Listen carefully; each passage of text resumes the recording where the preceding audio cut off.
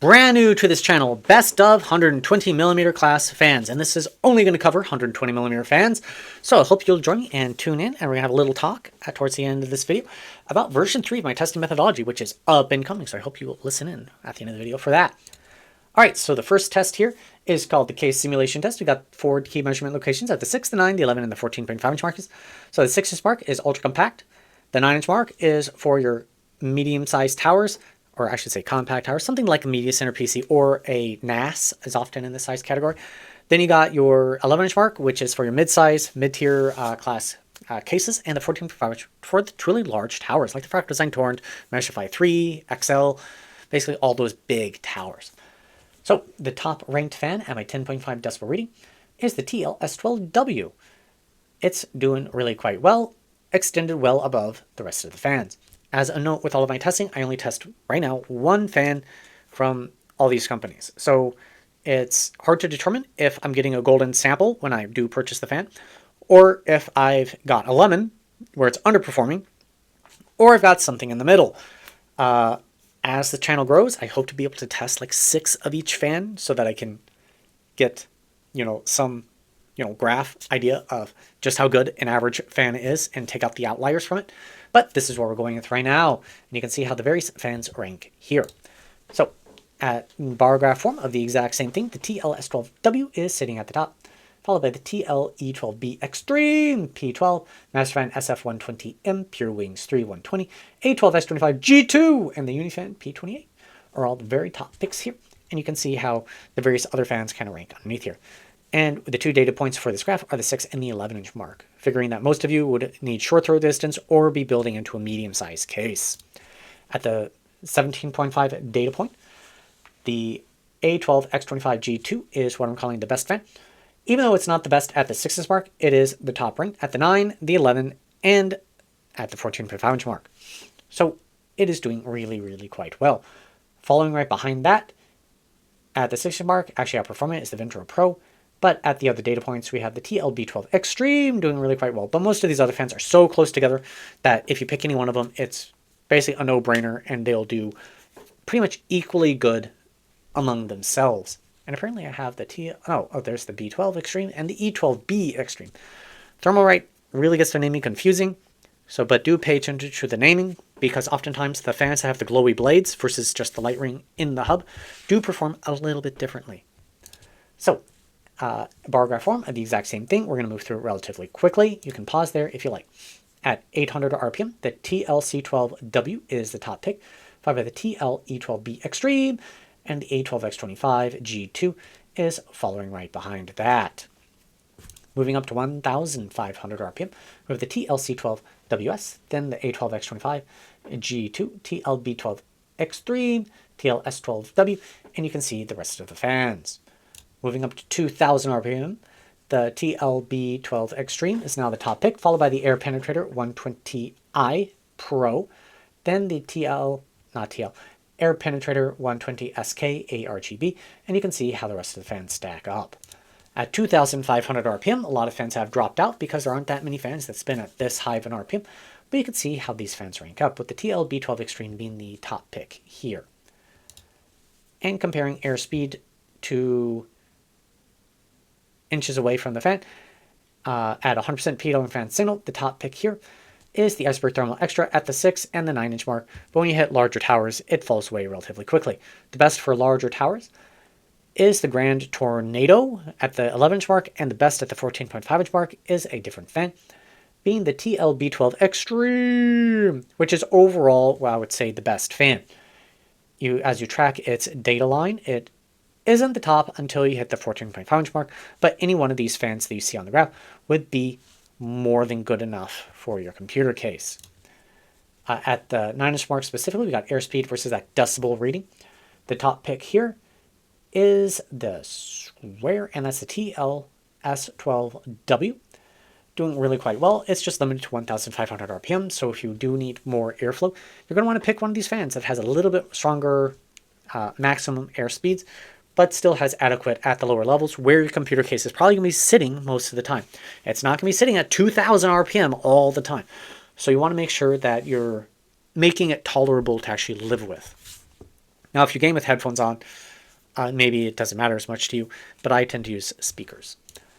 Same data, this time in SONE. SONE is just a different way of taking a look at noise data. If you want to learn about SONE, I have a whole video about it on my channel, and then why I decided to implement it into my videos. But the short and nitty-gritty of it is, at lower airspeeds, everything and noise levels, everything compacts. As noise levels get louder, everything tends to separate here off to the right side, allowing you to visually see just how much noisier some of these fans are compared to other ones. Now we're on to thermal testing. This is new to this channel. I'm not 100% happy with thermal testing yet. I need to revisit some of these fans and retest them again, because again, I'm not 100% happy with it, but we're rolling forward with it. And I've noted what fans I need to retest in the coming year, because each fan on here for thermal testing takes 30 to 45 minutes to test, and that's for 3 data points. My other tests, all told, for all the airspeed tests, all of that takes an hour and a half. So this has added an extra quarter of time. So it takes more than 2 hours for me to test one fan. So it's a large commitment of time, okay? I'm just trying to note that.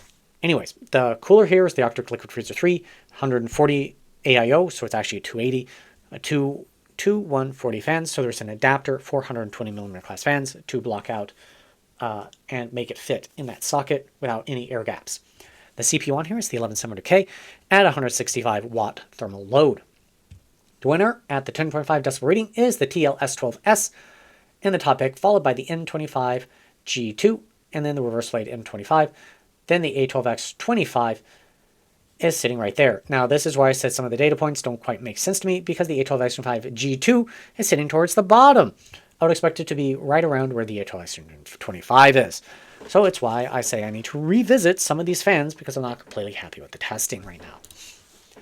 At the 17.5 data point reading, the TL-S12S is still the top pick, followed by the Jungle Leopard P1 Mega Cool 120, Lightwings LX 120 High Speed. And at 100% PW fan signal is the Jungle Leopard P1 Mega Cool 120, and then the X12F ARGB. So I'm going to do a brief talk, and I'm going to talk about this more at the end of the video. I am ramping this channel up towards version 3 of my testing methodology, where noise chamber, adding in extra tests, thermal testing for the case simulation test. All this told is quite expensive. So I'm going to talk about it more at the end, but if you really like what I'm doing, please think about dropping me a super or becoming a full-blown YouTube or Patreon member, and you also have access to my full raw data calculating Excel sheet. But for version 3, I'm going to be doing a whole new data set, because it's going to have a whole new set of noise data, and I can't reuse it, and I'm making a whole bunch of new tests. All right, let's get back to the regular program. So for airspeed, going through the Noctua U12A cooler. So airspeed is a good way of estimating performance value that is different than thermal data. So I think taking the two data sets together and seeing where fans sit is right now a good way of saying, hey, this is a good fan, or hey, this is the bad fan. Or if they're in completely different positions, maybe he needs to retest these, which is definitely the case.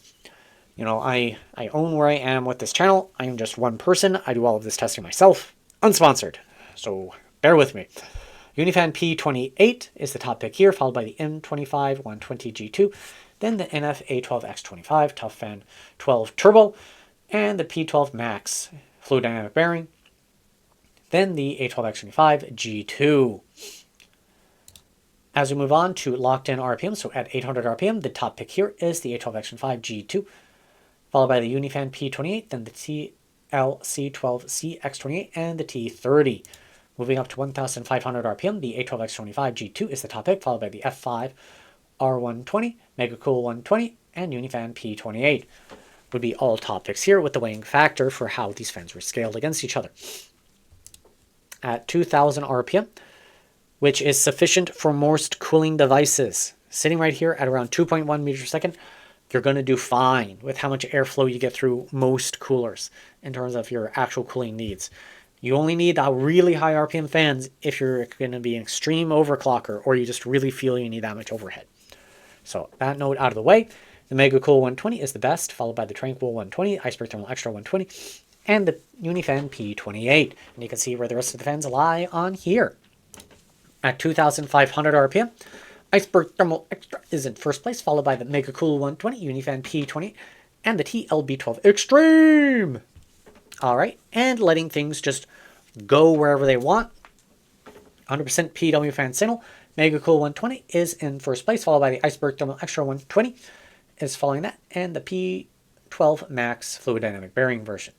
The T30 is also well ranked on here. And again, these really, really high 3,000 RPM fans, if you notice on here, some of them are really, really noisy, like the T30, while the Mega Cool 120 in my testing was relatively quiet compared to those other really high airspeed fans. So do take into account what your tolerance is for noise when selecting fans. Airspeed versus that decibel rating, and you can see on here how the fans kind of scale against each other. But pretty much anything in this tight area, you're going to be doing just fine. If you're buying this NF F12 3000, this is just on here as a demonstration for a not as good fan. It gets really noisy. It doesn't produce as much airflow as the higher performing ones for the same noise level it generates. So keep all of that in mind. Looking at the same data, this time in Zone, and we already talked about Zone a little bit, and you can see how they kind of compare against each other. How the good ones are actually sitting right in line with each other, you know, trading places every so often, but sitting very, very, very close. Now we have noise normalized results through my CFM test. This is not the new CFM 120. This is just a volumetric flow rate with a test apparatus that is sized to fit 120 millimeter class fans. So reverse blade and counter rotating fans, so fans that spin clockwise, do perform worse on this test, and as a result, there'll be none of them in the top ranked fans. But among the top ranked fans that I can list would be the Unifan P28, M25G2, T30, Lightwings LX120 High Speed, and the Jungle Leopard Interstellar V2RS.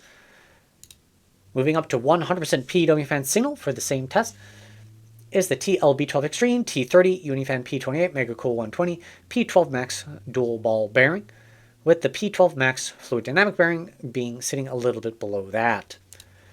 And the newest, second newest test, thermal testing is the newest, is the CFM 180. If you want to know what the CFM 180 test is, I do have a video up about it on my channel, and I make this video too long doing a full explanation. But the best in this volumetric flow rate test is the Mega Cool 120, followed by the M25G2 reverse blade, and then the TLS12S Lightwings 120 7 blade are all the top picks here for my two noise normalized values. The first one being the 10.5 in red, and the blue being the 17.5. At 100% in the CFM 180 test is the Mega Cool 120, followed by the P1, then the Apex Stealth Silver M25G2 reverse blade. And that does bring us to the end of this video. I'm here in the comment section if you got questions about what's going on in it. I have a wide variety of tests to give all aspects of how these fans actually perform in a both try to simulate realistic applications. I have 5 best of videos this year. So for all fans, that's every single size I've tested. RGB, inexpensive, 120, 140, all fans, yeah. So everything I'm doing with this channel right now is moving forward to a version 3 of my testing methodology. What you saw right here is the culmination of version 2.4. So version 3, moving forward, the main difference is actually in my noise testing. I'm building a full noise chamber. Right now, the fans are just kind of sitting in my office, and I have a microphone at a specific distance away from it, and I try to make the noise level in the office as consistent as possible. It leads to higher inconsistencies in the testing. So what I'm doing is building a double thick walled with basically foams and sound absorbing materials between each of the two walls, and Elgato panels inside the whole test chamber, so that I don't get reverberation sound inside of it, so that I can get clean sound data for that fan. Hopefully it works really well, or at least well enough for this small unsponsored channel. And that leads me to the kind of the not fun aspect of it. I've 3D printed a whole lot of testing apparatuses and like spools of good quality 3D print material so that it's strong, will last a long time, won't break, that kind of thing, is like 20 bucks. I've used like 3 rolls of it, maybe more.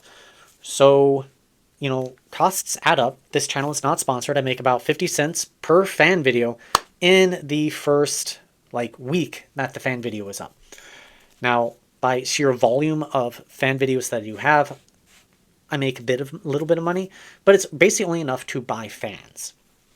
Now, companies sending me samples of fans to review has been beneficial to this channel in being able to help it grow and save some money so that I can actually implement this part of the upgrades myself without being like, you all need to give me money, fake crime.